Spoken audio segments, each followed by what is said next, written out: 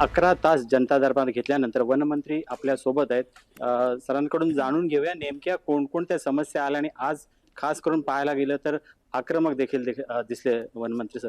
Sir काय म्हणाल, आज एकूणच पाहता एकूण वातावरण जनता दरबारचं प्रफुल्लित होतं, माणसं आनंदी होऊन जात होते, काय म्हणाल?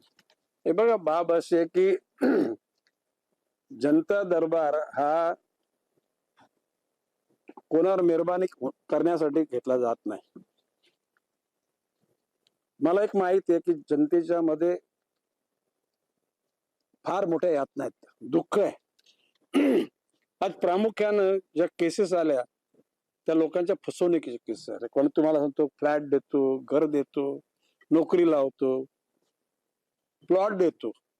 आणि मी धस साहेबांना सांगितलेले की ह्या ज्या कंपन्या आहेत ना की अटल सेतूच्या बाहेर 1.5 कोटीला फ्लॅट घेण्यापेक्षा 15 लाखाला प्लॉट घ्या, अशा खोट्या जाहिराती देऊन, म्हणजे सगळे चिटर आहेत असं माझं म्हणणं आहे. काही कंपन्या ज्युनियन आहेत पण मेजॉरिटी कंपन्या चिटर लोकांच्या आहेत आणि अशा लोकांची फसवणूक झालेली आहे.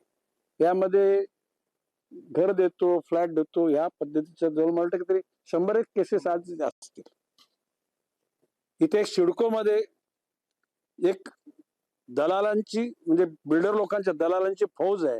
त्याच्यामध्ये त्या एक भरत ठाकूर नावाचा हा जो अधिकारी आहे तो लोकांना नोटीस देऊन पॅनिक करतो. राज्य शासनाने घेतलेले नियम किंवा या वर्षापर्यंतची घरं तोडू नयेत, गरजेपोटी बांधलेली घरं, झोपडपट्ट्यातली घरं. परंतु हे जे भरत ठाकूर आणि त्याचा टोळकी आहे, त्याची टीम आहे, ती आय विल सर्च इट, त्याचा शोध घेईन मी. तो ज्या राज्य शासनाने गरजेपोटी बांधलेली घरं किंवा एकूण सवलत दिलेली अमुक अमुक वर्षापर्यंतची बांधलेल्या घरांना हात लावू नका, त्यांच्याकडे घरपट्टीची संपूर्ण माहिती त्याने देत असताना सुद्धा त्या लोकांनी अशा चाली तोडल्या आणि लोकांना बेघर केलं.